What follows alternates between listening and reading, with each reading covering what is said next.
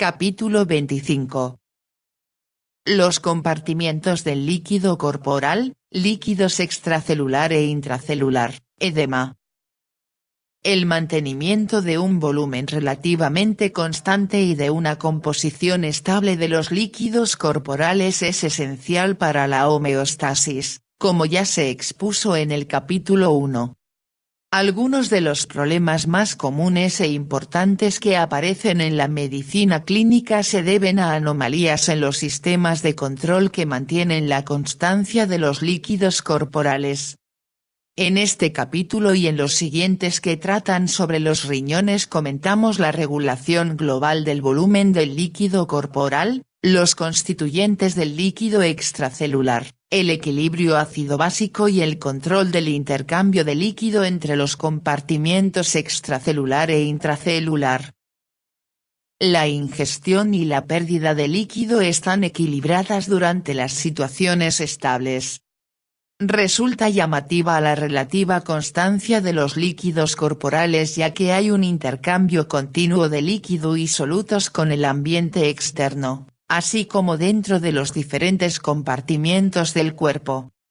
Por ejemplo, hay una ingestión muy variable de líquido que debe equipararse cuidadosamente con una salida igual de agua para evitar que aumenten o disminuyan los volúmenes corporales de líquido. Ingestión diaria de agua. El agua ingresa en el cuerpo a través de dos fuentes principales, 1. Se ingiere en forma de líquidos o agua del alimento, que juntos suponen alrededor de 2100 ml por día de líquidos corporales, y 2. Se sintetiza en el cuerpo como resultado de la oxidación de los hidratos de carbono, en una cantidad de unos 200 ml por día. Esto proporciona un ingreso total de agua de unos 2300 ml por día, tabla 25.1. Pero la ingestión de agua es muy variable entre las diferentes personas e incluso dentro de la misma persona en diferentes días en función del clima, los hábitos e incluso el grado de actividad física. Pérdida diaria de agua corporal. Pérdida insensible de agua. Parte de las pérdidas de agua no puede regularse de manera precisa. Por ejemplo, hay una pérdida continua de agua por evaporación de las vías respiratorias y difusión a través de la piel, lo que juntas son responsables de alrededor de 700 ml por día de pérdida de agua en condiciones normales. A esto se le denomina pérdida insensible de agua porque no somos conscientes de ella, aunque se produzca continuamente en todos los seres humanos vivos. La pérdida insensible de agua a través de la piel es independiente de la sudoración y está presente incluso en personas que nacen sin glándulas sudoríparas. La pérdida media de agua por difusión a través de la piel es de unos 300 a 400 ml por día. Esta pérdida la minimiza la capa cornificada llena de colesterol de la piel, que constituye una barrera contra la pérdida excesiva por difusión.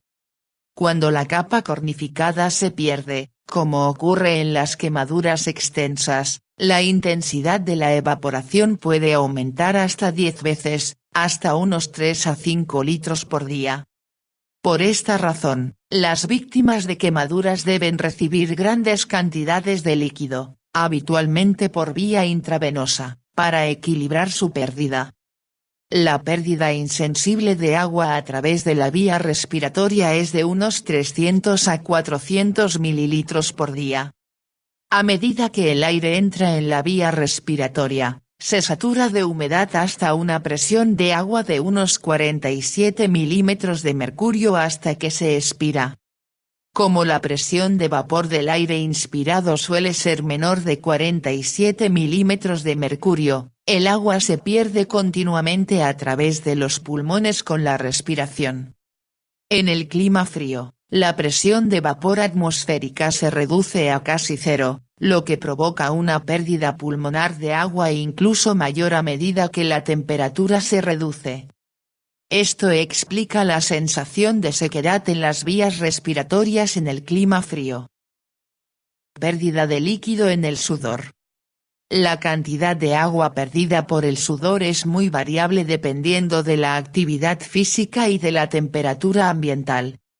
El volumen de sudor es normalmente de unos 100 mililitros por día, pero en un clima muy cálido o durante el ejercicio intenso, la pérdida de agua en el sudor aumenta en ocasiones a 1 a 2 litros por hora. Esto vaciaría rápidamente los líquidos corporales si la ingestión no aumentara mediante la activación del mecanismo de la sed expuesto en el capítulo 29. Pérdida de agua en las heces. Solo se pierde normalmente una pequeña cantidad de agua, 100 mililitros por día, en las heces. Esto puede aumentar a varios litros al día en personas con diarrea intensa. Por esta razón la diarrea intensa puede poner en peligro la vida si no se corrige en unos días. Pérdida de agua por los riñones. El resto del agua perdida se excreta en la orina por los riñones. Hay múltiples mecanismos que controlan la intensidad de la producción de orina. De hecho, el medio más importante por el que el cuerpo mantiene un equilibrio entre los ingresos y las pérdidas, así como el equilibrio entre el ingreso y la salida de la mayoría de los electrolitos en el cuerpo, es controlando la intensidad con la que los riñones excretan estas sustancias. Por ejemplo, el volumen de orina puede ser tan solo de 0,5 litros por día en una persona deshidratada o tan alta como de 20 litros por día en una persona que ha bebido cantidades enormes de agua. Esta variabilidad en la ingestión también es cierta para la mayoría de los electrolitos del cuerpo, como el sodio, el cloro y el potasio. En algunas personas, la ingestión de sodio puede ser tan solo de 20 miliequivalentes por día, mientras que en otros puede ser tan alta como de 300 a 500 miliequivalentes por día.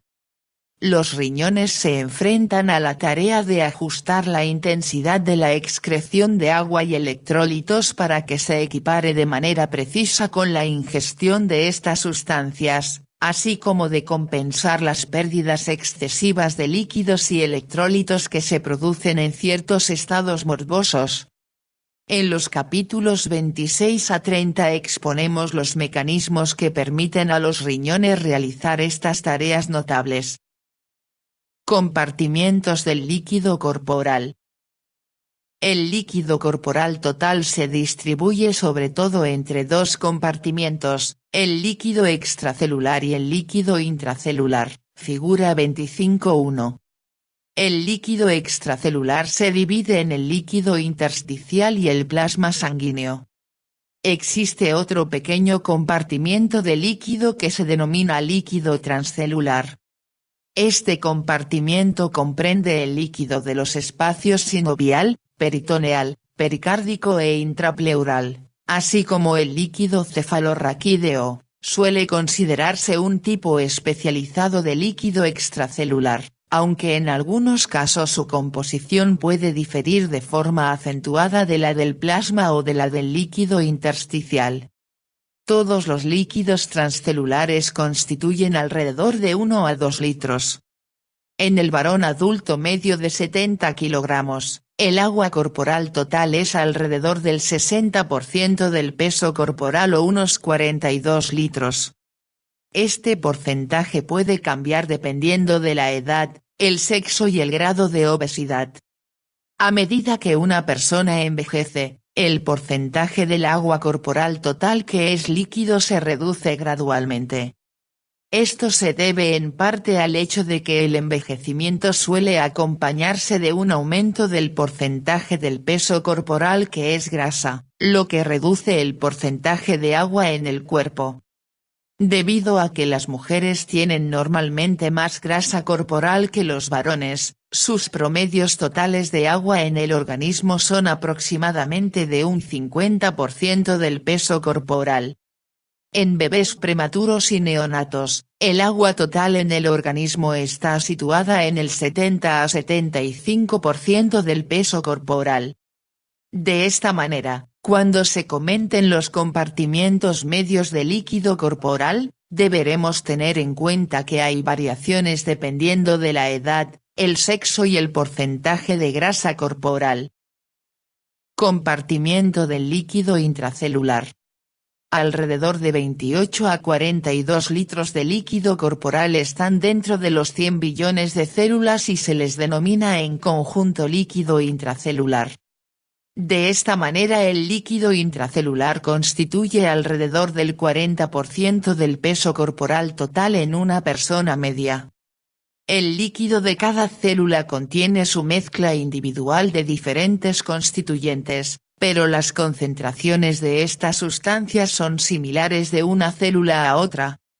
De hecho, la composición de los líquidos celulares es muy similar incluso en animales diferentes, desde los microorganismos más primitivos a los seres humanos.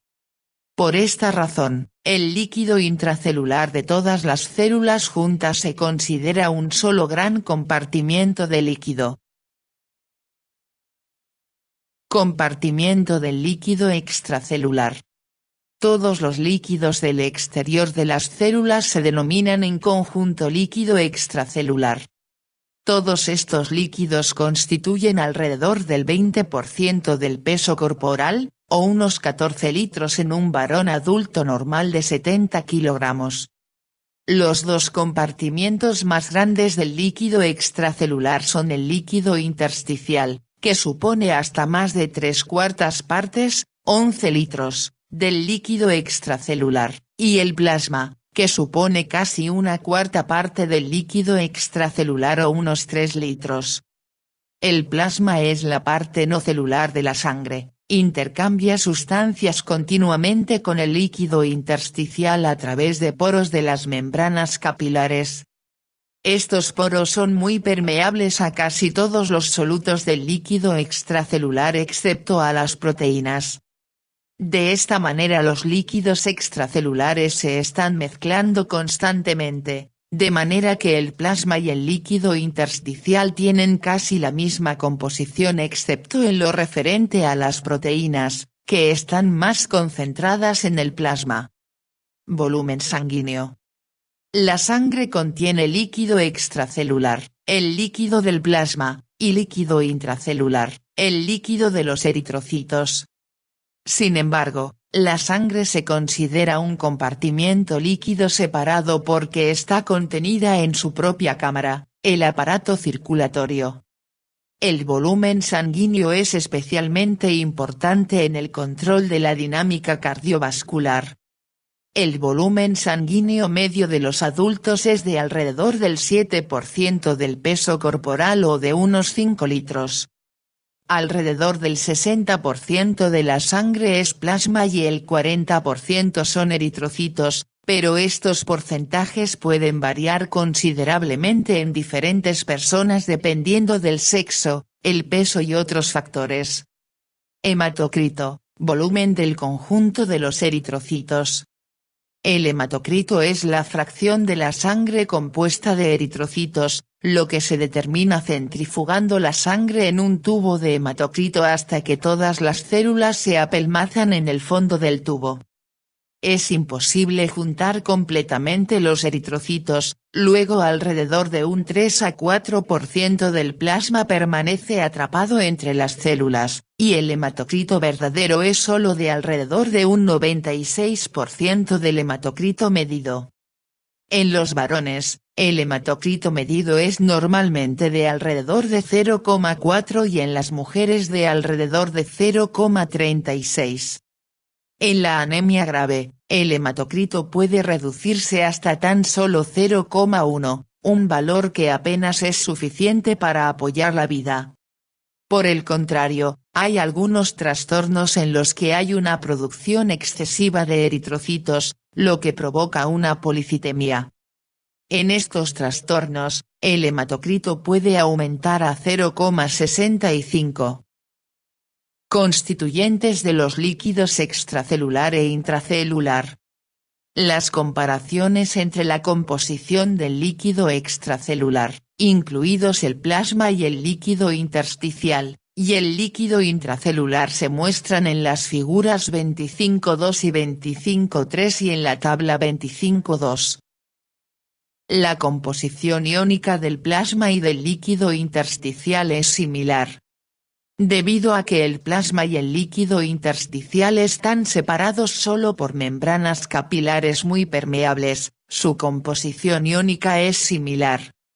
La diferencia más importante entre estos dos compartimientos es la mayor concentración de proteínas en el plasma, debido a que los capilares tienen una permeabilidad baja a las proteínas plasmáticas, solo pequeñas cantidades de proteínas pasan a los espacios intersticiales en la mayoría de los tejidos.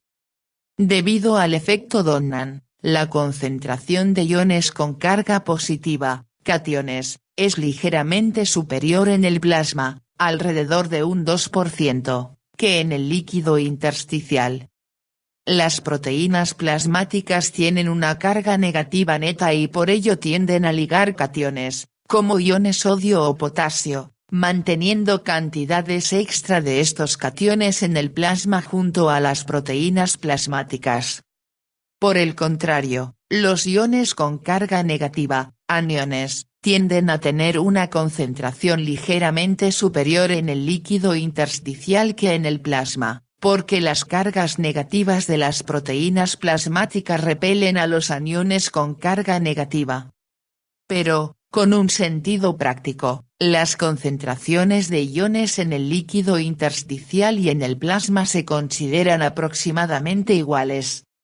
En referencia de nuevo a la figura 25.2, podemos ver que el líquido extracelular, incluidos el plasma y el líquido intersticial, contiene grandes cantidades de iones sodio y cloro, cantidades razonablemente grandes de iones bicarbonato, pero solo cantidades pequeñas de iones potasio, calcio, magnesio, fosfato y ácidos orgánicos.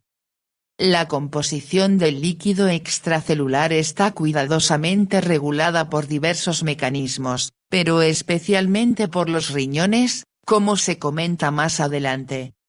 Esto permite a las células permanecer bañadas continuamente en un líquido que contiene la concentración adecuada de electrolitos y nutrientes para una función óptima de la célula. Constituyentes del líquido intracelular.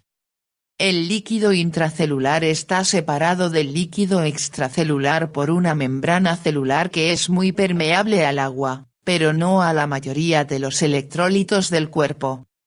Al contrario que el líquido extracelular, el líquido intracelular contiene solo mínimas cantidades de iones sodio y cloro y casi ningún ion calcio. En cambio, contiene grandes cantidades de iones potasio y fosfato más cantidades moderadas de iones magnesio y sulfato, todos los cuales están en concentraciones bajas en el líquido extracelular. Además, las células contienen grandes cantidades de proteínas, casi 4 veces más que en el plasma. Medida de los volúmenes de líquido en los diferentes compartimientos hídricos del cuerpo, el principio de la dilución del indicador. El volumen de un compartimiento líquido en el cuerpo puede medirse colocando una sustancia indicadora en el compartimiento.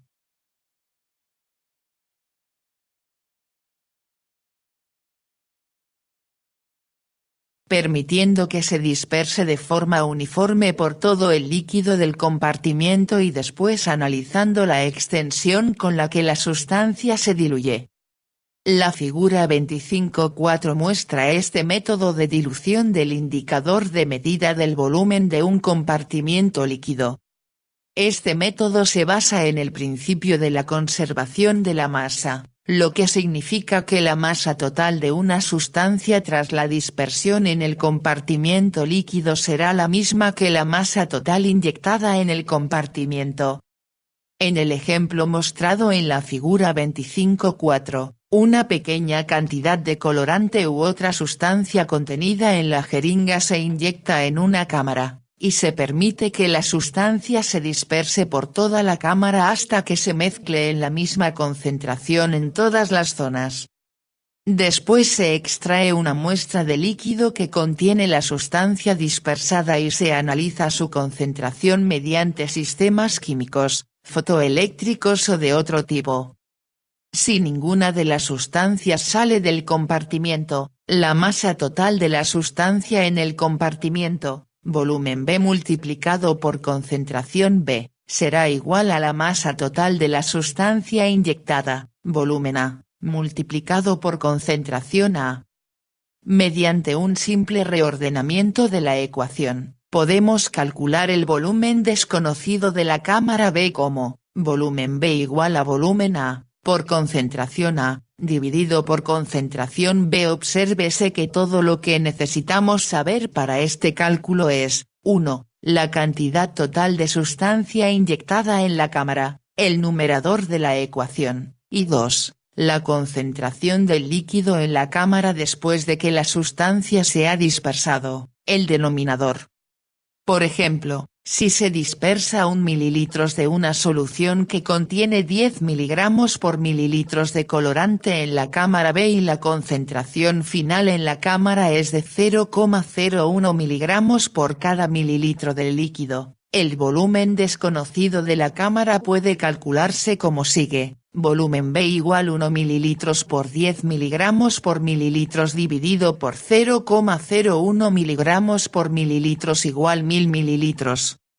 Este método puede usarse para medir el volumen de casi cualquier compartimiento del cuerpo mientras, 1, el indicador se disperse de forma uniforme por el compartimiento, 2, el indicador se disperse solo en el compartimiento que se va a medir, y 3, el indicador no se metabolice ni se excrete. Pueden usarse varias sustancias para medir el volumen de cada uno de los líquidos corporales. Determinación de los volúmenes de compartimientos líquidos específicos. Medida del agua corporal total. Para medir el agua corporal total pueden usarse agua radioactiva, que contiene tritio, o el agua pesada, que contiene deuterio. Estas formas de agua se mezclan con el agua corporal total a las pocas horas de inyectarse dentro de la sangre y puede usarse el principio de la dilución para calcular el agua corporal total, tabla 25.3. Otra sustancia que se ha usado para medir el agua corporal total es antipirina, que es muy liposoluble y puede atravesar rápidamente las membranas celulares y distribuirse uniformemente a través de los compartimientos intracelular y extracelular. Medida del volumen del líquido extracelular. El volumen del líquido extracelular puede calcularse utilizando una de diversas sustancias que se dispersan en el plasma y el líquido intersticial, pero no atraviesan la membrana celular. Entre ellas se encuentran el sodio radioactivo, el cloro radioactivo, el iotalamato radioactivo, el ion tiosulfato y la inulina. Cuando cualquiera de estas sustancias se inyecta en la sangre, suele dispersarse casi completamente por todo el líquido extracelular en 30 a 60 minutos. Pero algunas de estas sustancias, como el sodio radioactivo, pueden difundir al interior de las células en mínimas cantidades. De esta manera con frecuencia hablamos del espacio del sodio o del espacio de la inulina en lugar de hablar de la medida real del volumen del líquido extracelular. Cálculo del volumen intracelular. El volumen intracelular no puede medirse directamente, pero puede calcularse como volumen intracelular igual a, agua corporal total, menos, volumen extracelular. Medida del volumen de plasma. Para medir el volumen de plasma debe usarse una sustancia que no atraviese fácilmente las membranas capilares sino que permanezca en el sistema vascular tras su inyección. Una de las sustancias más usadas para medir el volumen de plasma es la albúmina sérica mercada con yodo radioactivo 125. Además pueden usarse colorantes que se unen ávidamente a las proteínas plasmáticas, como el colorante azul de Evans, también llamado T1824, Para medir el volumen de plasma. Cálculo del volumen del líquido intersticial. El volumen del líquido intersticial no puede medirse directamente, pero puede calcularse como sigue: volumen del líquido intersticial igual a volumen del líquido extracelular, menos volumen del plasma. Medida del volumen sanguíneo. Si uno mide el volumen del plasma usando los métodos descritos antes, también puede calcularse el volumen de la sangre si conocemos el hematocrito, la fracción del volumen total de sangre compuesta de células, usando la siguiente ecuación: volumen total de la sangre igual volumen del plasma dividido por 1 menos el hematocrito. Por ejemplo, si el volumen del plasma es de 3 litros y el hematocrito de 0,40, el volumen total del plasma se calcularía como 3 litros dividido por 1 menos 0,4 igual 5 litros. Otra forma de medir el volumen sanguíneo es inyectar en la circulación eritrocitos mezclados con material radiactivo. Después de que se mezclan en la circulación, puede medirse la radiactividad de una muestra de sangre mezclada, y el volumen total de sangre puede calcularse usando el principio de la dilución indicadora. Una sustancia que se usa con frecuencia para marcar eritrocitos es el cromo 51 radiactivo, que se une firmemente a los eritrocitos. Regulación del intercambio de líquido y del equilibrio osmótico entre los líquidos intracelular y extracelular. Un problema frecuente al tratar pacientes con enfermedades graves es mantener los líquidos adecuados en el compartimiento intracelular, en el extracelular o en ambos.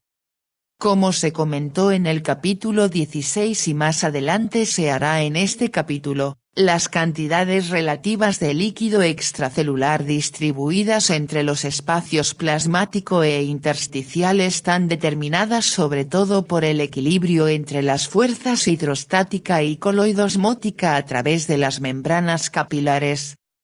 La distribución del líquido entre los compartimientos intracelular y extracelular, en cambio, está determinada sobre todo por el efecto osmótico de los solutos más pequeños, en especial el sodio, el cloro y otros electrolitos, que actúan a través de la membrana celular.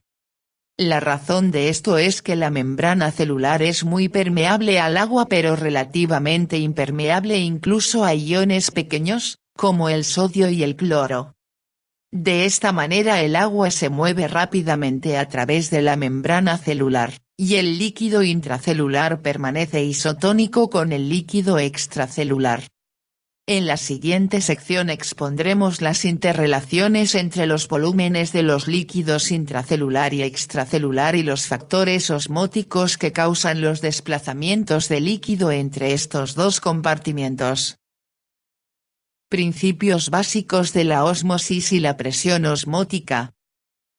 Los principios básicos de la ósmosis y la presión osmótica se presentaron en el capítulo 4. De esta manera aquí revisaremos los aspectos más importantes de estos principios en su aplicación a la regulación del volumen. La ósmosis es la difusión neta de agua a través de una membrana con una permeabilidad selectiva desde una región con una concentración alta de agua a otra que tiene una concentración baja. Cuando se añade un soluto al agua pura, esto reduce la concentración de agua en la mezcla. De este modo, cuanto mayor sea la concentración de soluto en una dilución, menor será la concentración de agua. Además, el agua difunde de una región con una concentración baja de soluto, concentración alta de agua, a otra con una concentración alta de soluto, concentración baja de agua. Debido a que las membranas celulares son relativamente impermeables a la mayoría de los solutos pero muy permeables al agua, es decir, permeabilidad selectiva, donde quiera que haya una mayor concentración de soluto a un lado de la membrana celular, el agua se difundirá a través de la membrana hacia la región de mayor concentración de soluto. De esta manera, si se añade un soluto como el cloruro de sodio al líquido extracelular, el agua difundirá rápidamente desde las células a través de las membranas celulares hacia el líquido extracelular hasta que la concentración de agua en los dos lados se iguale. Por el contrario, si se extrae un soluto como el cloruro de sodio del líquido extracelular, el agua difunde desde el líquido extracelular a través de las membranas celulares y hacia el interior de las células. La velocidad de la difusión del agua se denomina velocidad de la ósmosis. Relación entre moles y osmoles. Como la concentración de agua en una solución depende del número de partículas de soluto en la solución, es necesario un término referido a la concentración para describir la composición total de partículas de soluto, sin importar su composición exacta. El número total de partículas en una solución se mide en osmoles. Un osmol es igual a 1 mol, 6,02 multiplicado por 10 elevado a 23, de partículas de soluto. De esta manera, una solución que contenga 1 mol de glucosa en cada litro tiene una concentración de 1 osmol por litros. Si una molécula se disocia en dos iones, dando dos partículas, como el cloruro de sodio que se ioniza en iones cloro y sodio, entonces una solución que contenga 1 mol por litros tendrá una concentración osmolar de 2 osmol por litros. Además, una solución que contenga 1 mol de una molécula que se disocia en tres iones, como el sulfato de sodio, Na2SO4, contendrá 3 osmol por litros. De esta manera, el término osmol se refiere al número de partículas con actividad osmótica en una solución en lugar de la concentración molar. En general, el osmol es una unidad demasiado grande para expresar la actividad osmótica de los solutos en los líquidos corporales. En general se usa el término miliosmol, que es igual a la milésima parte de un osmol. Osmolaridad y osmolaridad. La concentración osmolar de una solución se denomina osmolaridad cuando la concentración se expresa en osmoles por kilogramo de agua, se llama osmolaridad cuando se expresa en osmoles por litro de solución. En soluciones diluidas, como los líquidos corporales, estos dos términos pueden usarse casi de forma sinónima porque las diferencias son pequeñas. En la mayoría de los casos es más fácil expresar las cantidades de líquido corporal en litros de líquido en lugar de en kilogramos de agua. De esta manera, la mayoría de los cálculos usados en la clínica y los cálculos expresados en los siguientes capítulos se basan en osmolaridades en lugar de en osmolalidades. Cálculo de la osmolaridad y de la presión osmótica de una solución. Utilizando la ley de Bantoff, podemos calcular la posible presión osmótica de una solución suponiendo que la membrana celular es impermeable al soluto. Por ejemplo, la presión osmótica de una solución de cloruro de sodio al 0,9% se calcula como sigue. Un 0,9% de solución significa que hay 0,9 gramos de cloruro de sodio en 100 mililitros de solución, o 9 gramos por litros. Debido a que el peso molecular del cloruro de sodio es de 58,5 gramos por mol, la molaridad de la solución es de 9 gramos por litros dividido por 58,5 gramos por mol, o unos 0,154 mol por litros. Debido a que cada molécula de cloruro de sodio es igual a 2 osmoles, la osmolaridad de la solución es de 0,154 multiplicado por 2, o 0,308 osmol por litros. De esta manera, la osmolaridad de esta solución es de 308 miliosmol por litros. La posible presión osmótica de esta solución sería, por tanto, de 308 miliosmol por litros multiplicado por 19,3 milímetros de mercurio por miliosmol por litros, o 5.944 milímetros de mercurio. Este cálculo es solo una aproximación porque los iones sodio y cloro no se comportan de modo completamente independiente en una solución debido a la atracción interiónica que hay entre ellos. Podemos corregir estas desviaciones de la predicción de la ley de Bandt utilizando el factor de corrección llamado coeficiente osmótico. Para el cloruro de sodio, el coeficiente osmótico es de alrededor de 0,93. De esta manera la osmolaridad real de una solución de cloruro de sodio al 0,9% es de 308 multiplicado por 0,93 o unos 286 miliosmol por litros. Por razones prácticas se desprecian a veces los coeficientes osmóticos de diferentes solutos para determinar la osmolaridad y las presiones osmóticas de las soluciones fisiológicas.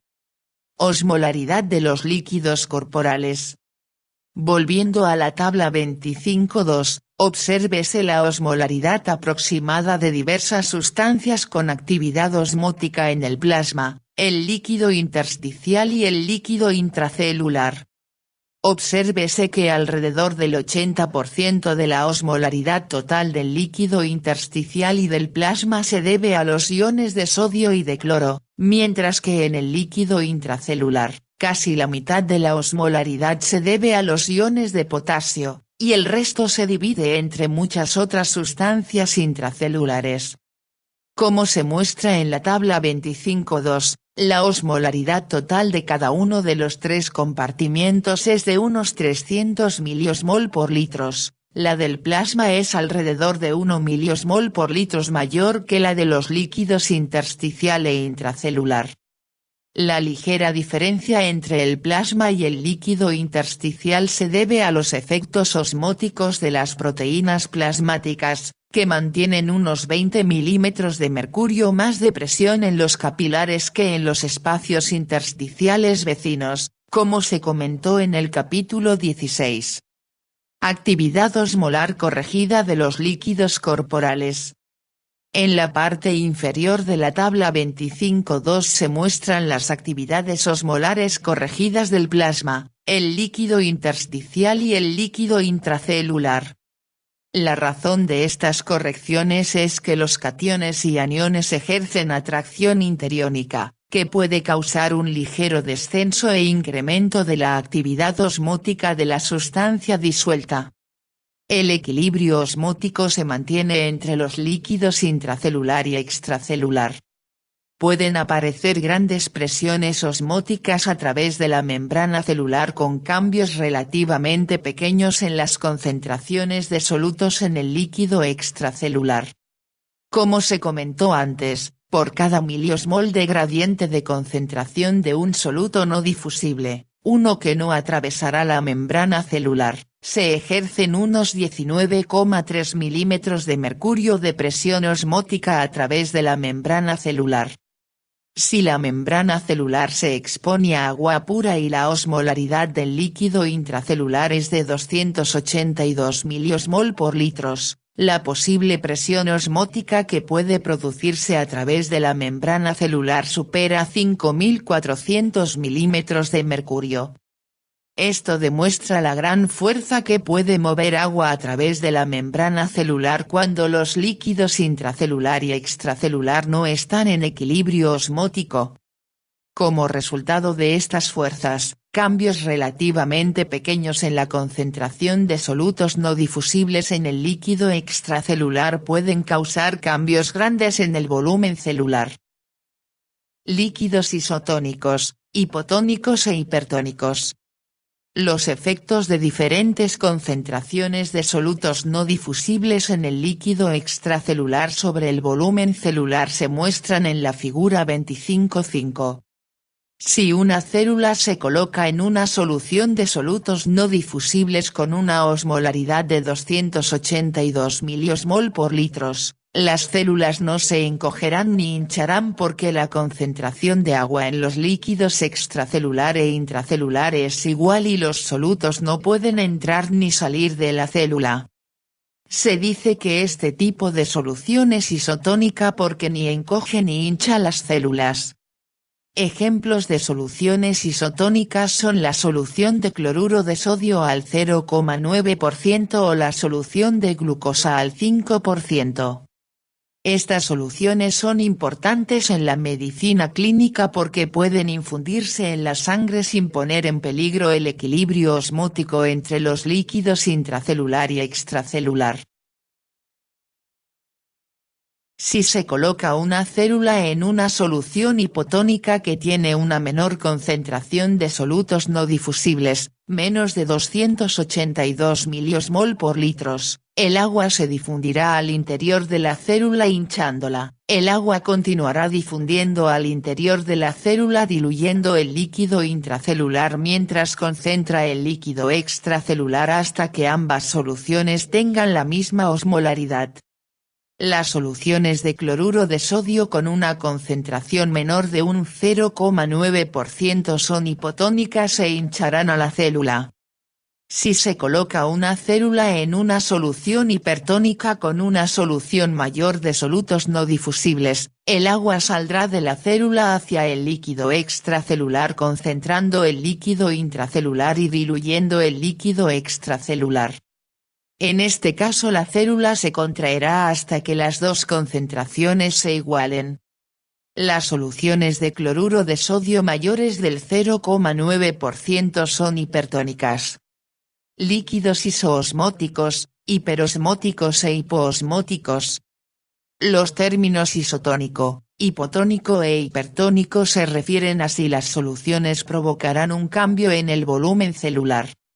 La tonicidad de la solución depende de la concentración de los solutos no difusibles. Sin embargo, algunos solutos pueden atravesar la membrana celular.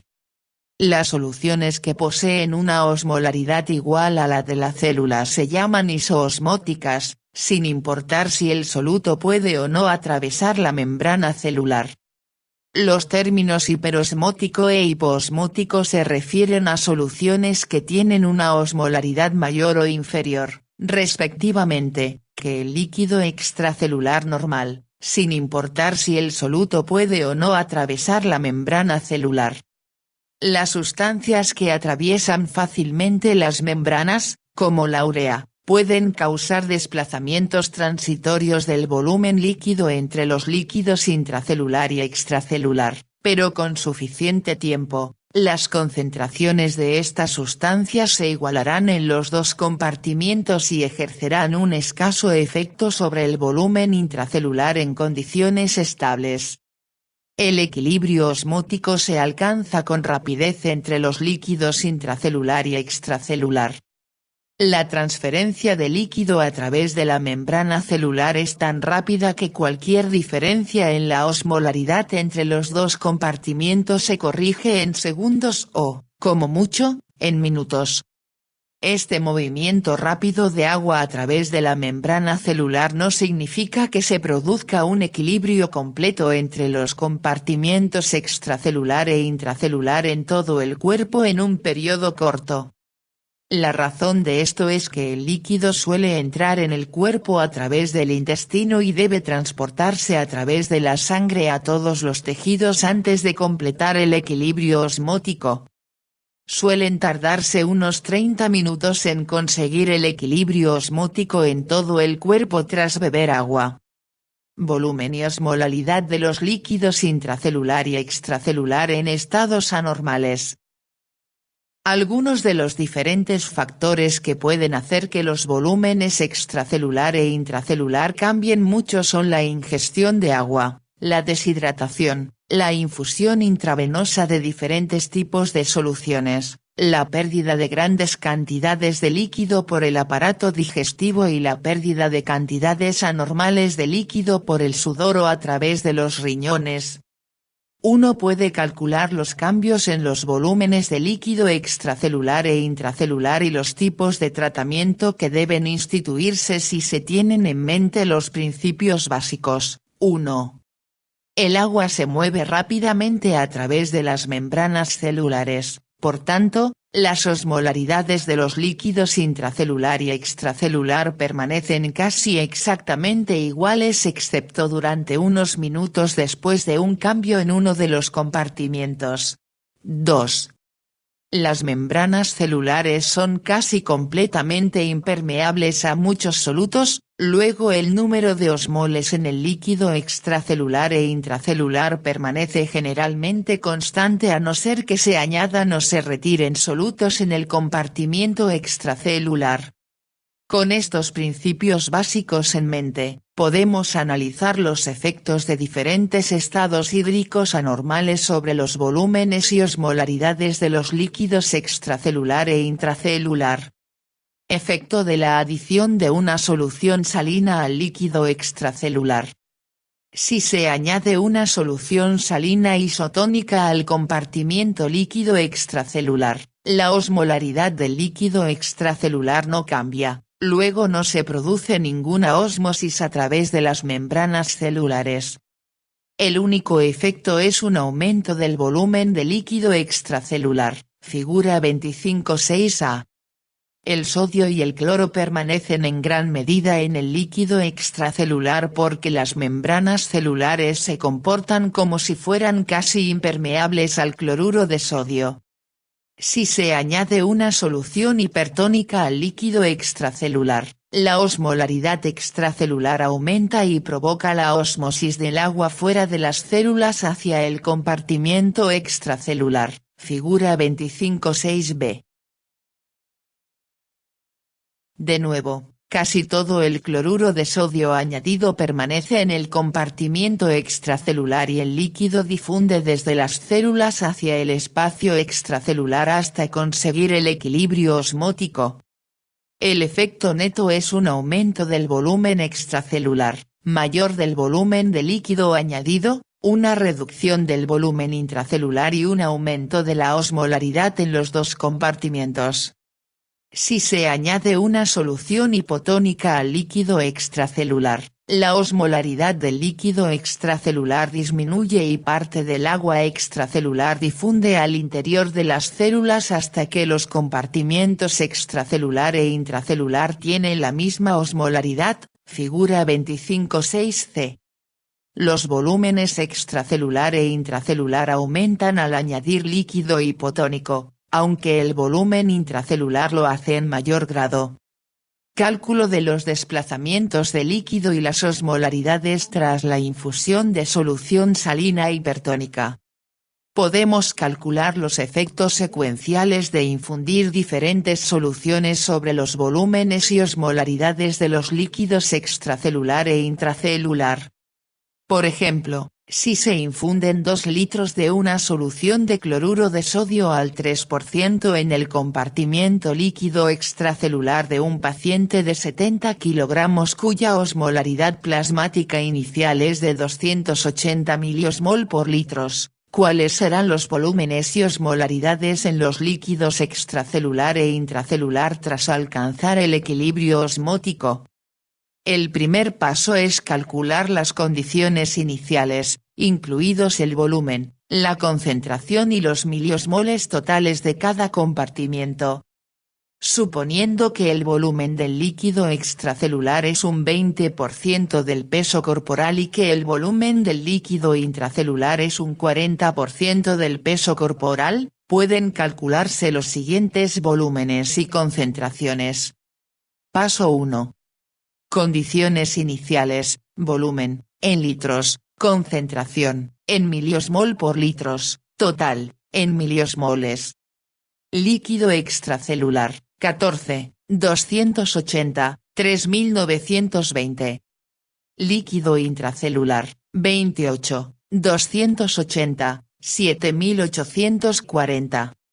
Líquido corporal total, 42, 280. 11.760.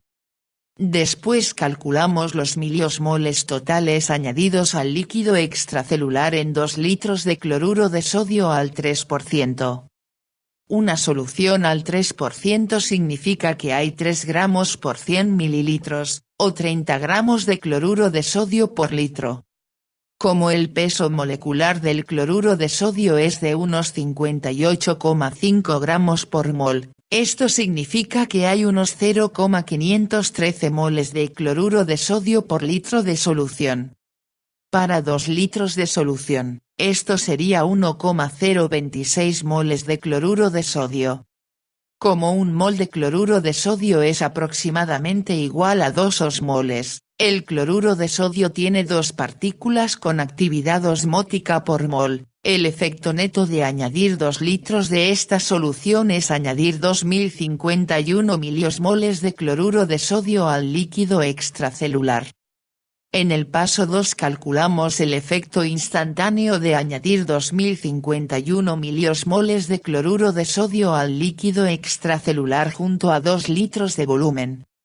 No habría ningún cambio en la concentración ni en el volumen del líquido intracelular, y no habría equilibrio osmótico.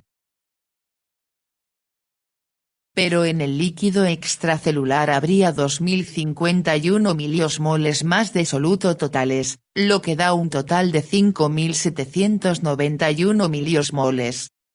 Como el compartimiento extracelular tiene ahora 16 litros de volumen, la concentración puede calcularse dividiendo 5791 miliosmoles por 16 litros para obtener una concentración de 373 miliosmol por litros.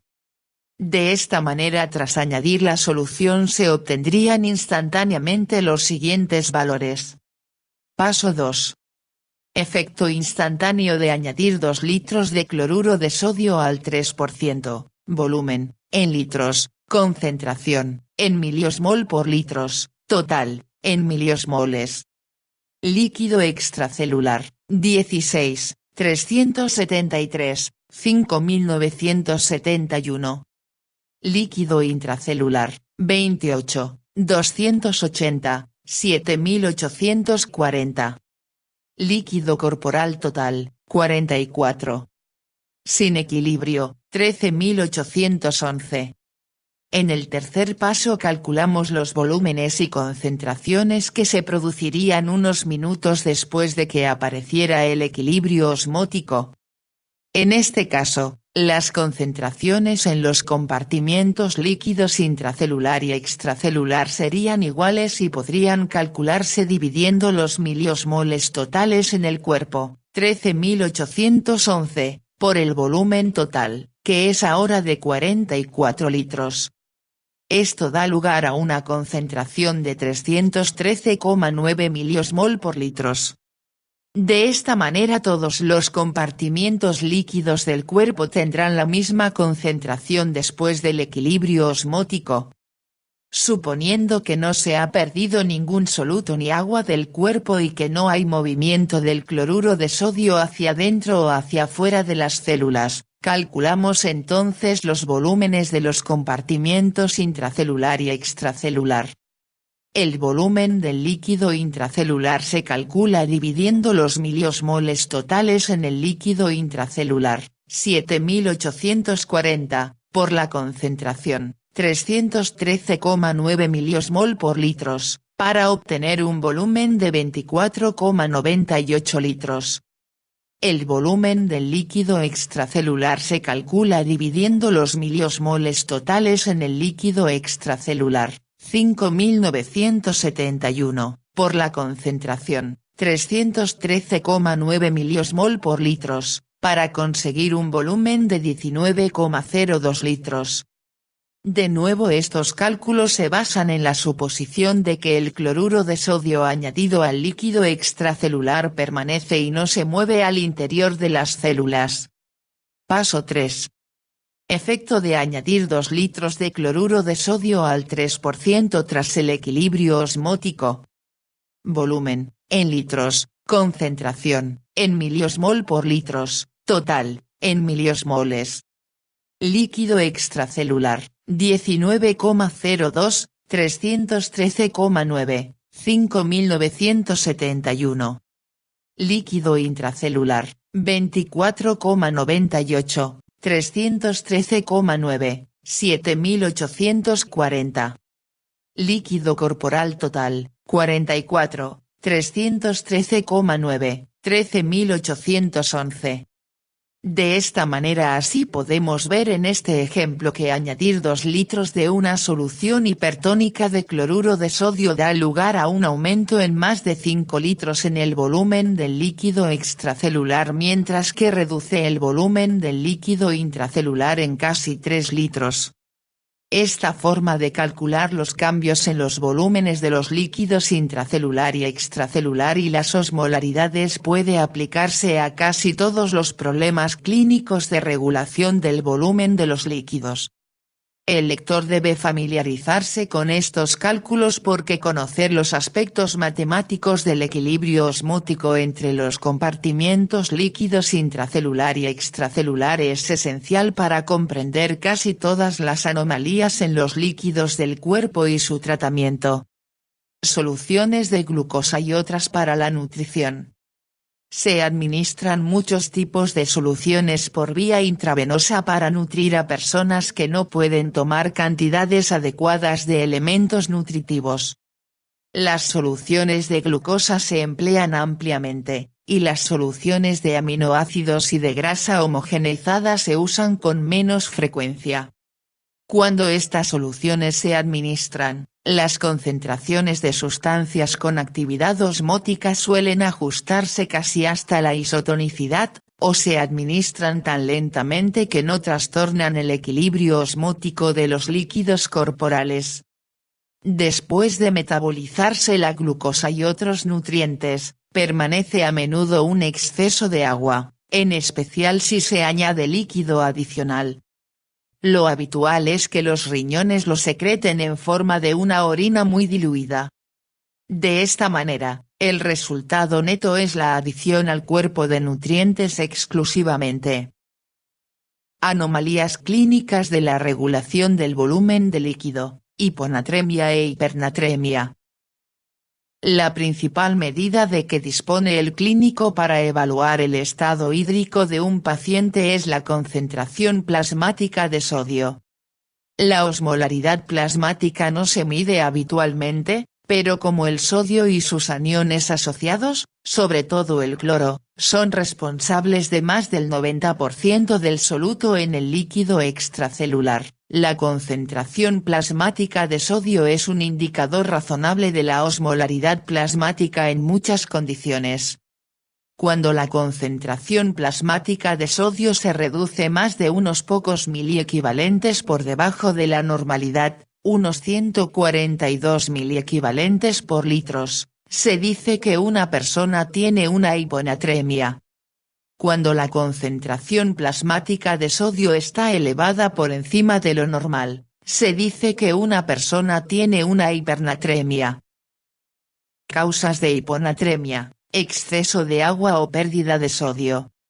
La reducción de la concentración plasmática de sodio puede deberse a una pérdida de cloruro de sodio en el líquido extracelular o a una adición de un exceso de agua al líquido extracelular, tabla 25.4. Una pérdida primaria de cloruro de sodio suele dar lugar a una hiponatremia deshidratación y se acompaña de una reducción del volumen de líquido extracelular.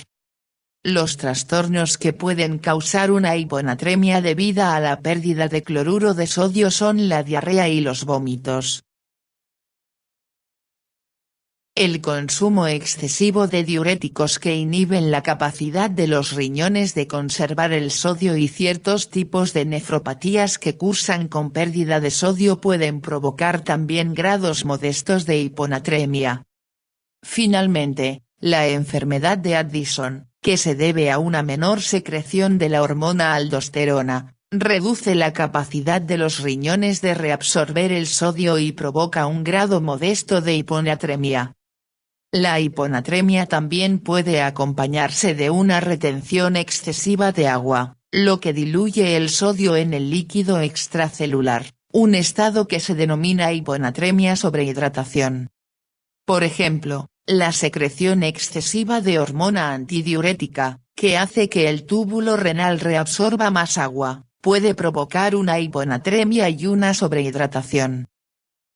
Consecuencias de hiponatremia: inflamación celular. Los rápidos cambios en el volumen celular como consecuencia de hiponatremia pueden tener efectos profundos en la función de los tejidos y los órganos, especialmente el encéfalo.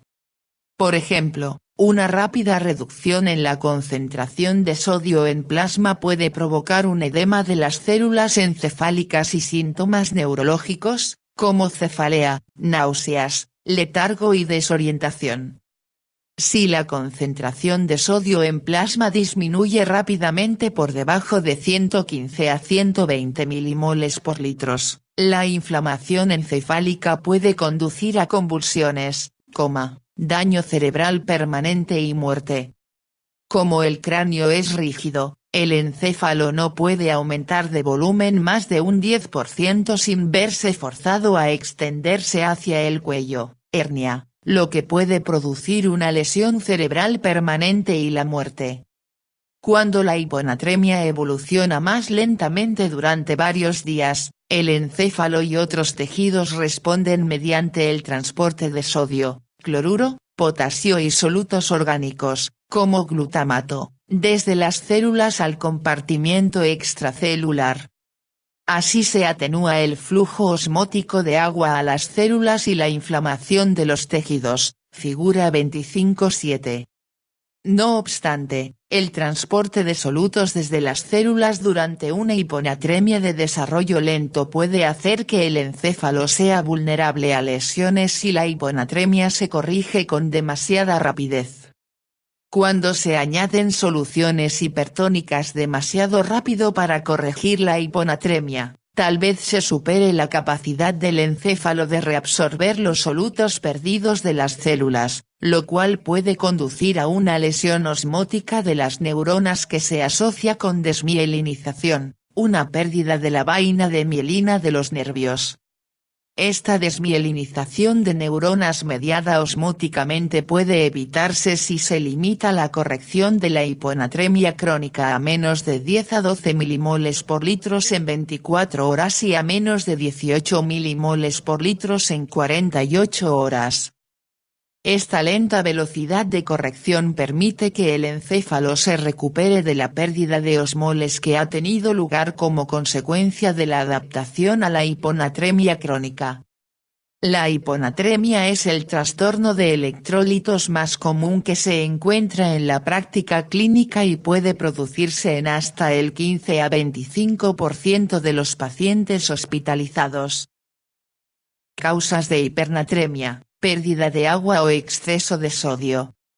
El aumento de la concentración plasmática de sodio, que también aumenta la osmolaridad, puede deberse a una pérdida de agua del líquido extracelular, lo que concentra los iones sodio, o a un exceso de sodio en el líquido extracelular.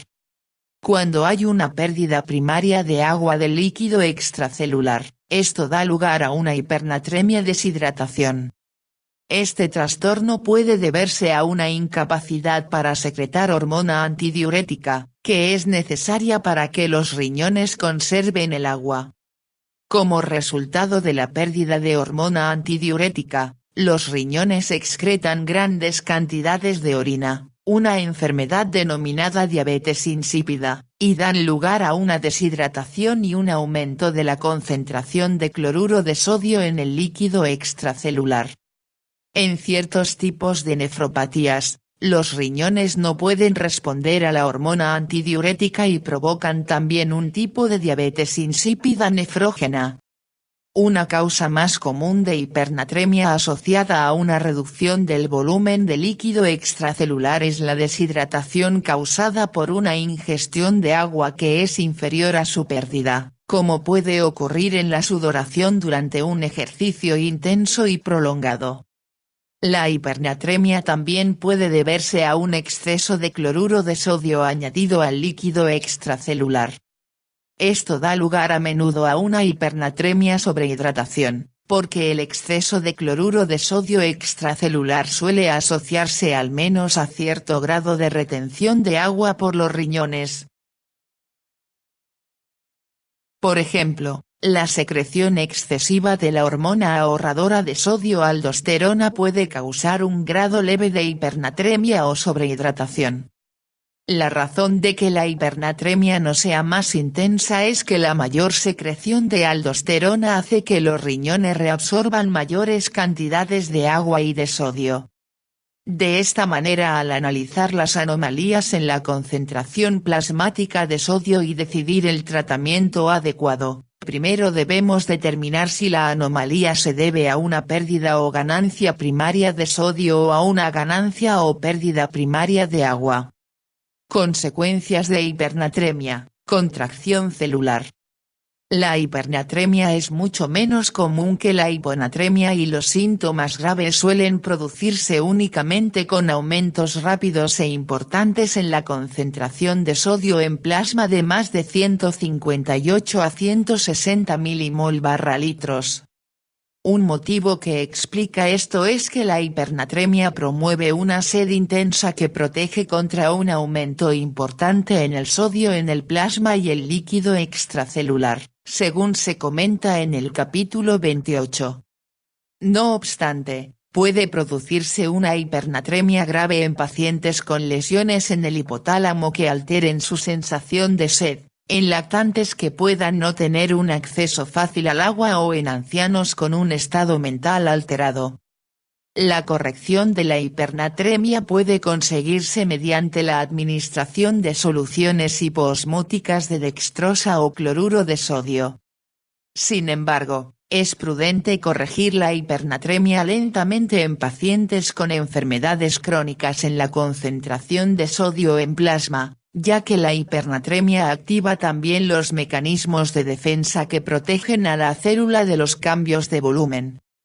Estos mecanismos de defensa son opuestos a los que se producen en caso de hiponatremia y consisten en mecanismos que aumentan la concentración intracelular de sodio y otros solutos.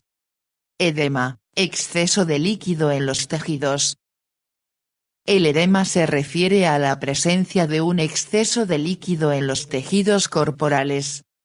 En la mayoría de los casos el edema aparece sobre todo en el compartimiento de líquido extracelular, pero puede afectar también al líquido intracelular. Edema intracelular. 3 procesos causan especialmente tumefacción o edema intracelular. 1. La hiponatremia, según se ha comentado anteriormente. 2. La depresión de los sistemas metabólicos de los tejidos y 3. La falta de una nutrición celular adecuada. Por ejemplo, cuando se reduce el flujo sanguíneo a un tejido, el reparto de oxígeno y nutrientes se reduce. Si el flujo sanguíneo disminuye mucho como para mantener el metabolismo normal tisular, se deprimen las bombas iónicas de la membrana celular. Cuando esto ocurre, los iones sodio que normalmente se filtran hacia el interior de la célula ya no pueden salir bombeados de las células, y el exceso de sodio intracelular causa por ósmosis el paso del agua al interior de las células. A veces esto puede incrementar el volumen intracelular de una zona de tejido, incluso de toda una pierna isquémica, por ejemplo, hasta 2 a 3 veces el volumen normal. Cuando esto ocurre, suele ser el preludio de la muerte del tejido. El edema intracelular también puede producirse en los tejidos inflamados. La inflamación suele aumentar la permeabilidad de las membranas celulares, lo que permite al sodio y a otros iones difundir hacia el interior de la célula, con la posterior entrada del agua por ósmosis al interior de las células. Edema extracelular. El edema extracelular se produce cuando hay un exceso de acumulación de líquido en los espacios extracelulares. Hay 2 causas generales de edema extracelular. 1. La fuga anormal de líquido del plasma hacia los espacios intersticiales a través de los capilares y 2. La imposibilidad de los linfáticos de devolver el líquido a la sangre desde el intersticio, lo que a menudo se conoce por linfedema. La causa clínica más común de la acumulación intersticial de líquido es la filtración capilar excesiva de líquido. Factores que pueden aumentar la filtración capilar. Para conocer las causas de la filtración capilar excesiva es útil revisar los determinantes de la filtración capilar expuestos en el capítulo 16. La filtración capilar puede expresarse mediante la siguiente fórmula matemática: filtración igual a coeficiente de filtración capilar, que es el producto de la permeabilidad y el área superficial de los capilares, por paréntesis, presión capilar menos la presión del líquido intersticial menos la presión coloidosmótica del plasma más la presión coloidosmótica del líquido intersticial. A partir de esta ecuación podemos ver que cualquiera de los siguientes cambios puede aumentar la filtración capilar: aumento del coeficiente de filtración capilar, aumento de la presión hidrostática capilar, reducción de la presión coloidosmótica del plasma. Linfedema, incapacidad de los vasos sanguíneos de devolver líquidos y proteínas a la sangre. Cuando la función de los vasos linfáticos está gravemente deteriorada, debido a una obstrucción o pérdida de dichos vasos, el edema puede ser especialmente intenso porque no hay otra forma de extraer las proteínas plasmáticas que salen al intersticio. El aumento de la concentración de proteínas eleva la presión coloidosmótica del líquido intersticial, lo que arrastra incluso más líquido fuera de los capilares. La obstrucción del flujo linfático puede ser especialmente intensa con las infecciones de los ganglios linfáticos, como ocurre en la infección por los nematodos llamados filarias, Wuchereria bancrofti, que son gusanos microscópicos filiformes. Los gusanos adultos viven en el sistema linfático humano y pasan de una persona a otra a través de los mosquitos. Las personas con infecciones por filarias pueden sufrir linfedema grave y elefantiasis y, en los varones se puede producir una tumefacción del escroto denominada hidrocele. La filariasis linfática afecta a más de 120 millones de personas en 80 países de las zonas tropicales y subtropicales de Asia, África, el Pacífico Occidental y diversas partes del Caribe y Sudamérica. El linfedema puede producirse también en ciertos tipos de cáncer o después de una cirugía en que se eliminen u obstruyan vasos linfáticos. Por ejemplo, se elimina un gran número de ganglios linfáticos durante la mastectomía radical, lo que reduce la extracción de líquido de la mama y del brazo provocando un edema y tumefacción de los espacios tisulares. Unos pocos vasos linfáticos vuelven a crecer finalmente tras este tipo de cirugía, de manera que el edema intersticial suele ser temporal. Resumen de las causas del edema extracelular.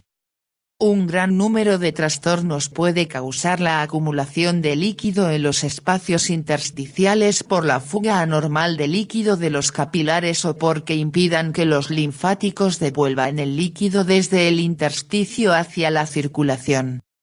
La siguiente es una lista parcial de trastornos que pueden provocar un edema extracelular por estos dos tipos de anomalías. 1. Aumento de la presión capilar. A. Retención renal excesiva de sal y agua. 1.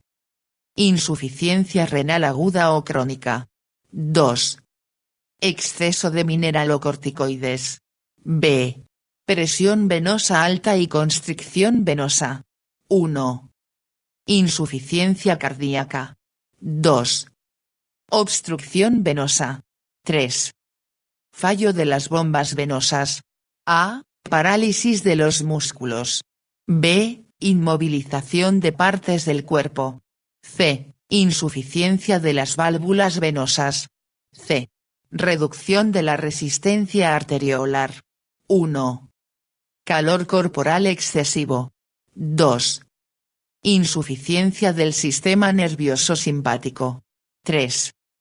Fármacos vasodilatadores. 2. Reducción de las proteínas plasmáticas. A. Pérdida de proteínas en la orina, síndrome nefrótico. B. Pérdida de proteínas de zonas desprovistas de piel. 1. Quemaduras. 2. Heridas. C. Síntesis insuficiente de proteínas. 1. Hepatopatías, por ejemplo, cirrosis. 2. Malnutrición proteica o calórica grave. 3. Aumento de la permeabilidad capilar. A. Reacciones inmunitarias que provocan la liberación de histamina y otros productos inmunitarios. B. Toxinas. C. Infecciones bacterianas. D. Deficiencia de vitaminas, en especial de vitamina C. E. Isquemia prolongada. F. Quemaduras. 4. Bloqueo del drenaje linfático. A. Cáncer. B. Infecciones, por ejemplo, nematodos filarias. C. Cirugía. D. Falta o anomalía congénita de vasos linfáticos. Edema causado por insuficiencia cardíaca. Una de las causas más graves y comunes de edema es la insuficiencia cardíaca. En la insuficiencia cardíaca el corazón no bombea la sangre normalmente desde las venas hasta las arterias, esto aumenta la presión venosa y la presión capilar provocando un aumento en la filtración capilar. Además, la presión arterial tiende a reducirse disminuyendo la excreción de sal y agua por los riñones, lo que aumenta el volumen sanguíneo y aumenta aún más la presión hidrostática hasta causar todavía más edema. Además, el flujo sanguíneo a los riñones se reduce en caso de insuficiencia cardíaca, lo que estimula la secreción de renina, lo que aumenta la formación de angiotensina 2 y la secreción de aldosterona, todo lo cual aumenta la retención de sal y de agua por los riñones. De esta manera en la insuficiencia cardíaca no tratada, todos estos factores causan juntos un edema extracelular generalizado intenso. En los pacientes con insuficiencia cardíaca izquierda, pero sin una insuficiencia significativa en el lado derecho del corazón, el lado derecho bombea la sangre con normalidad a los pulmones, pero esta no puede escapar fácilmente de las venas pulmonares hacia el lado izquierdo del corazón, porque esta parte del corazón está muy debilitada. En consecuencia, todas las presiones capilares del organismo, incluida la presión capilar pulmonar, aumentan por encima de lo normal provocando un edema pulmonar grave y peligroso para la vida. La acumulación de líquido en el pulmón no tratada puede progresar rápidamente, causando la muerte en pocas horas. Edema causado por una menor excreción renal de sal y agua. Como se comentó antes, la mayor parte del cloruro de sodio añadido a la sangre permanece en el compartimiento extracelular, y solo pequeñas cantidades entran en las células.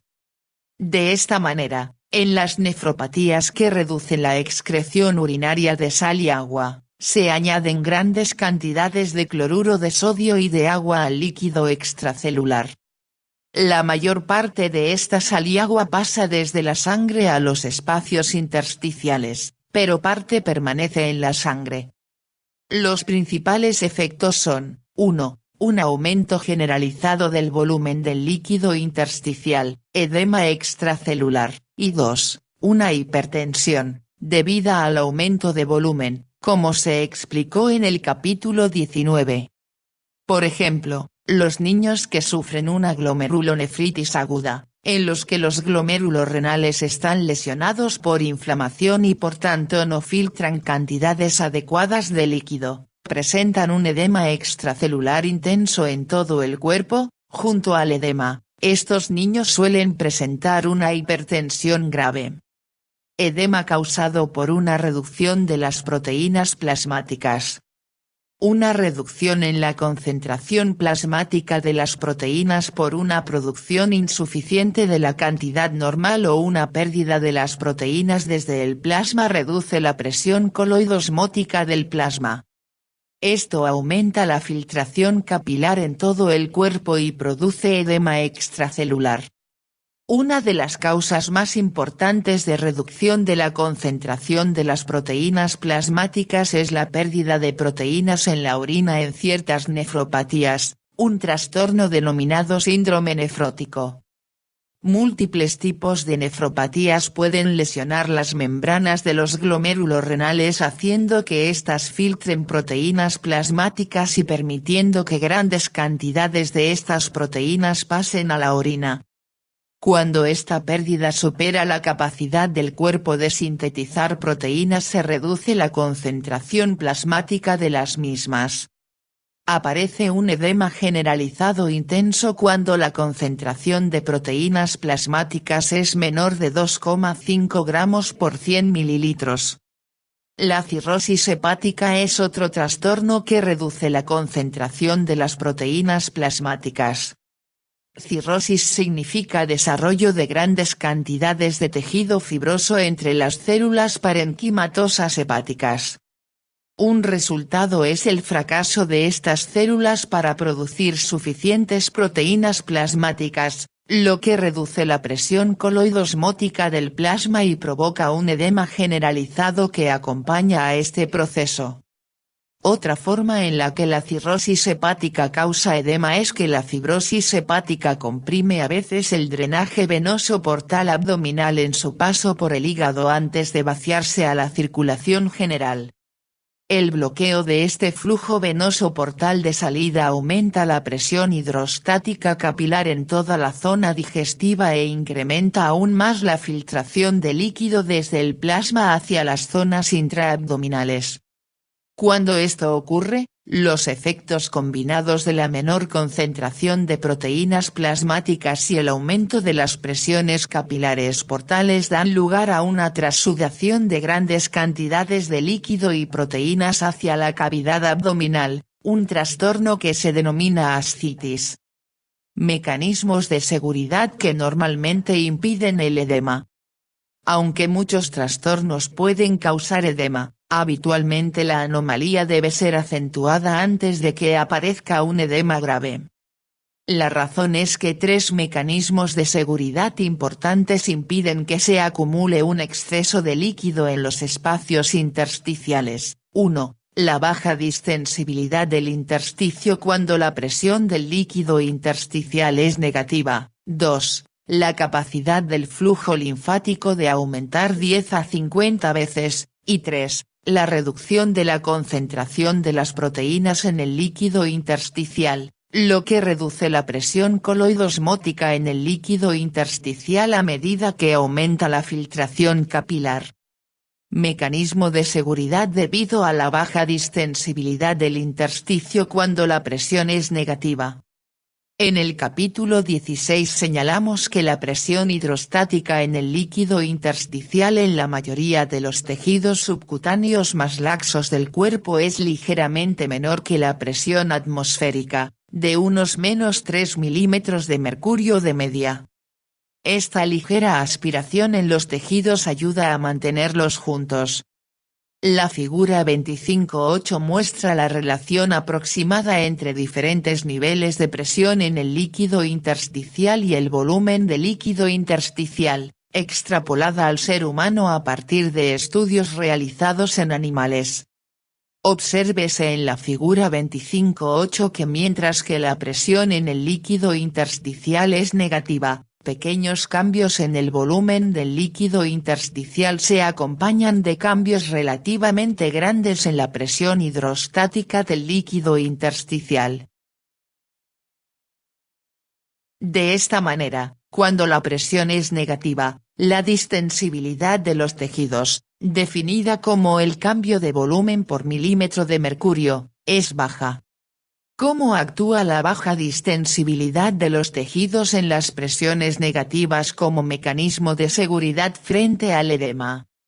Para responder a esta cuestión, recuerde los determinantes de la filtración capilar comentados antes. Cuando la presión hidrostática del líquido intersticial aumenta, este aumento de la presión tiende a oponerse más a la filtración capilar. De esta manera, mientras la presión hidrostática en el líquido intersticial sea negativa, pequeños aumentos en el volumen del líquido intersticial provocarán aumentos relativamente grandes en la presión hidrostática del líquido intersticial, lo que se opone más a la filtración de líquido hacia los tejidos. Como la presión hidrostática normal del líquido intersticial es de menos 3 milímetros de mercurio, la presión hidrostática en el líquido intersticial debe aumentar unos 3 milímetros de mercurio antes de que comiencen a acumularse grandes cantidades de líquido en los tejidos. De esta manera el mecanismo de seguridad contra el edema es un cambio en la presión del líquido intersticial de unos 3 milímetros de mercurio. Una vez que la presión en el líquido intersticial sube por encima de los 0 milímetros de mercurio, la distensibilidad de los tejidos aumenta mucho, lo que permite que se acumulen grandes cantidades de líquido en los tejidos con incrementos adicionales relativamente pequeños en la presión hidrostática del líquido intersticial. De esta manera, cuando la presión tisular es positiva, este mecanismo de seguridad contra el edema se pierde por el gran aumento de la distensibilidad de los tejidos. Importancia del gel intersticial para evitar la acumulación de líquido en el intersticio. Obsérvese en la figura 25.8 que en los tejidos normales, con una presión negativa en el líquido intersticial, casi todo el líquido del intersticio está en forma de gel. Es decir, que el líquido está unido en una red de proteoglucanos de manera que casi no hay espacios libres con líquido mayores de unas centésimas de micrómetros de diámetro. La importancia del gel es que impide que el líquido fluya fácilmente a través de los tejidos por el impedimento de la superficie en cepillo de billones de filamentos de proteoglucanos. Además, cuando la presión en el líquido intersticial se reduce a valores muy negativos, el gel no se contrae mucho porque la red de proteoglucanos ofrece una resistencia elástica a la compresión. Cuando la presión del líquido es negativa, el volumen de líquido intersticial no cambia mucho tanto si el grado de aspiración es solo de unos pocos milímetros de mercurio de presión negativa o de 10 a 20 milímetros de mercurio de presión negativa. En otras palabras, la distensibilidad de los tejidos es muy baja para las presiones negativas. Por el contrario, cuando la presión en el líquido intersticial aumenta hasta valores positivos de presión, se produce una tremenda acumulación de líquido libre en los tejidos. En estos valores de presión, los tejidos son distensibles y permiten que se acumulen grandes cantidades de líquido con incrementos adicionales relativamente pequeños de la presión hidrostática en el líquido intersticial. La mayor parte del líquido extra que se acumula es líquido libre porque empuja y separa la superficie en cepillo de filamentos de proteoglucano. De esta manera el líquido puede fluir libremente a través de los espacios tisulares porque no está en forma de gel. Cuando esto ocurre, se dice que el edema es un edema con fóvea porque podemos presionar el pulgar contra la zona de tejido y desplazar el líquido de esa zona. Cuando se retira el pulgar, queda una fóvea en la piel durante unos segundos hasta que el líquido refluye desde los tejidos vecinos. Este tipo de edema se distingue del edema sin fóvea, que aparece cuando las células tisulares se hinchan en lugar del intersticio o cuando el líquido que hay en el intersticio se coagula con fibrinógeno de manera que no puede moverse libremente dentro de los espacios tisulares.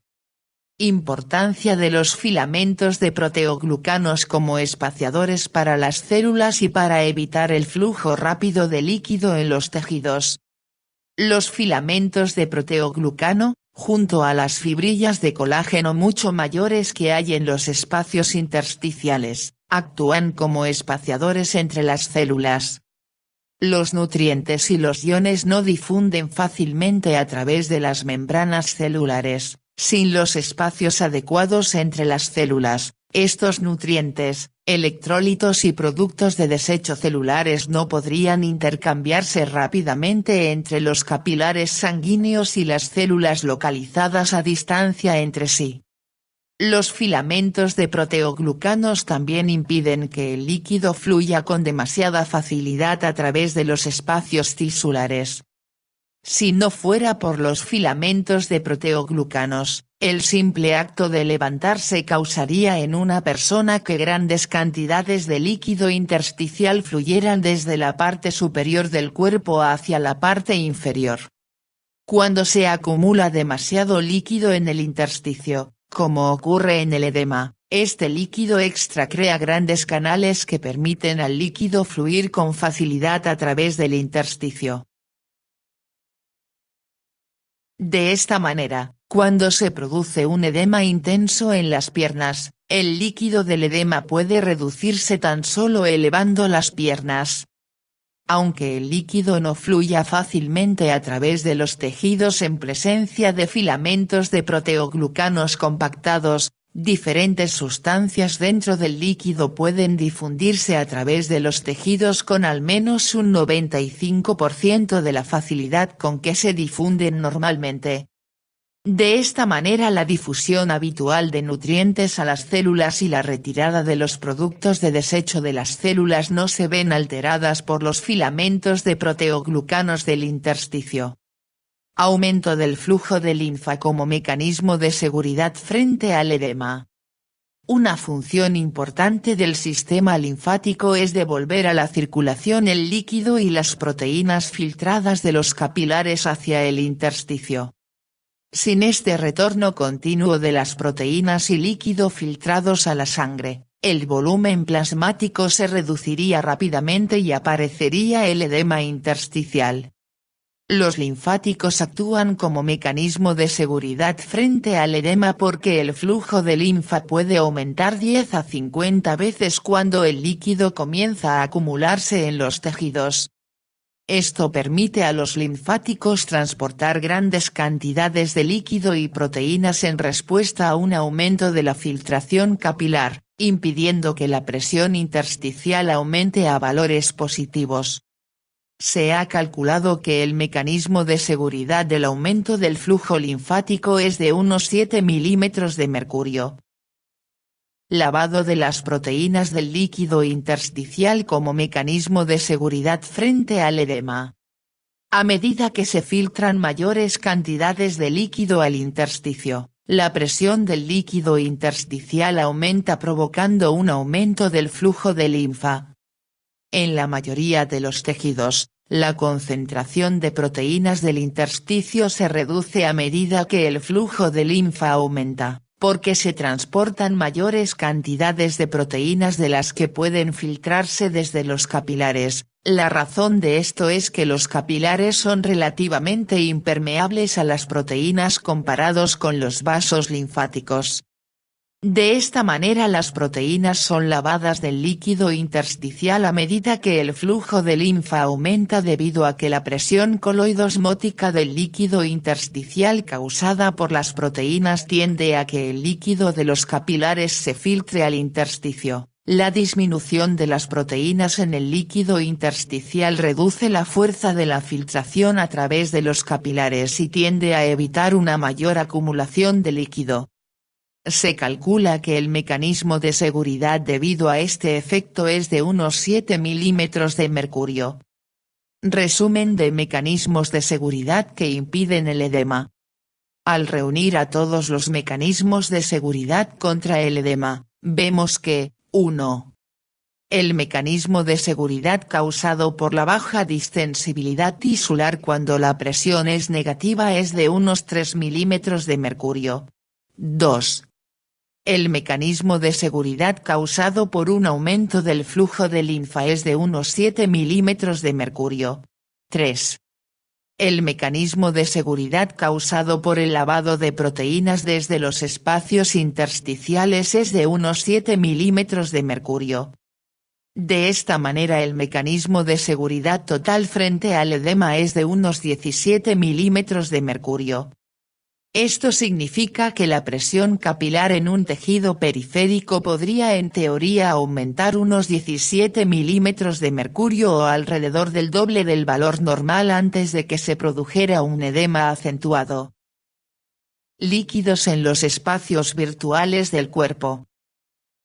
Algunos ejemplos de espacios virtuales son la cavidad pleural, la cavidad pericárdica, la cavidad peritoneal y las cavidades sinoviales, incluidas las cavidades articulares y las de las bolsas serosas.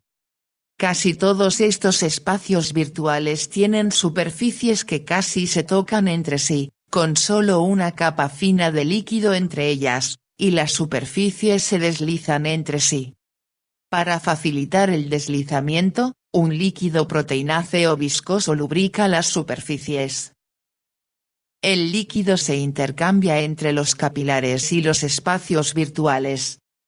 La membrana superficial de un espacio virtual no ofrece una resistencia significativa al paso de líquidos, electrolitos o incluso proteínas, que pueden moverse en uno y otro sentido entre el espacio y el líquido intersticial del tejido que le rodea con relativa facilidad. De esta manera cada espacio virtual es en realidad un espacio tisular grande. En consecuencia, el líquido en los capilares adyacentes al espacio virtual difunde no solo al líquido intersticial, sino también al espacio virtual. Los vasos linfáticos drenan las proteínas de los espacios virtuales. Las proteínas se acumulan en los espacios virtuales debido a que se fugan de los capilares, de manera similar a la acumulación de proteínas en los espacios intersticiales de todo el cuerpo. Las proteínas deben retirarse a través de los linfáticos u otros conductos y volver a la circulación. Cada espacio virtual está conectado directa o indirectamente con los vasos linfáticos. En algunos casos, como en la cavidad pleural y en la cavidad peritoneal, los vasos linfáticos grandes surgen directamente de la propia cavidad. El líquido de edema en los espacios virtuales se llama derrame. Cuando aparece un edema en los tejidos subcutáneos adyacentes al espacio virtual, el líquido del edema suele acumularse también en el espacio virtual, y este líquido se llama derrame. De este modo, el bloqueo linfático o cualquiera de las muchas anomalías que pueden causar una filtración capilar excesiva pueden dar lugar a un derrame de la misma forma que causa el edema intersticial. La cavidad abdominal tiene una especial tendencia a acumular líquido de derrame, en este caso el derrame se llama ascitis. En casos graves pueden acumularse 20 litros o más de líquido ascítico. Los otros espacios virtuales, como la cavidad pleural, la cavidad pericárdica y los espacios articulares, pueden hincharse mucho cuando hay un edema generalizado. Además, la lesión o la infección local en cualquiera de las cavidades bloquean a menudo el drenaje linfático y provoca una hinchazón aislada de la cavidad. La dinámica del intercambio de líquido de la cavidad pleural se expone con detalle en el capítulo 38. Estas dinámicas son representativas también de todos los otros espacios virtuales. Es especialmente interesante que la presión normal del líquido en la mayoría o en todos los espacios virtuales en la situación en que no hay edema es negativa, de la misma forma que esta presión es negativa, subatmosférica, en el tejido subcutáneo laxo. Por ejemplo, la presión hidrostática del líquido intersticial es normalmente de -7 a -8 milímetros de mercurio en la cavidad pleural, de -3 a -5 milímetros de mercurio en los espacios articulares, y de -5 a -6 milímetros de mercurio en la cavidad pericárdica.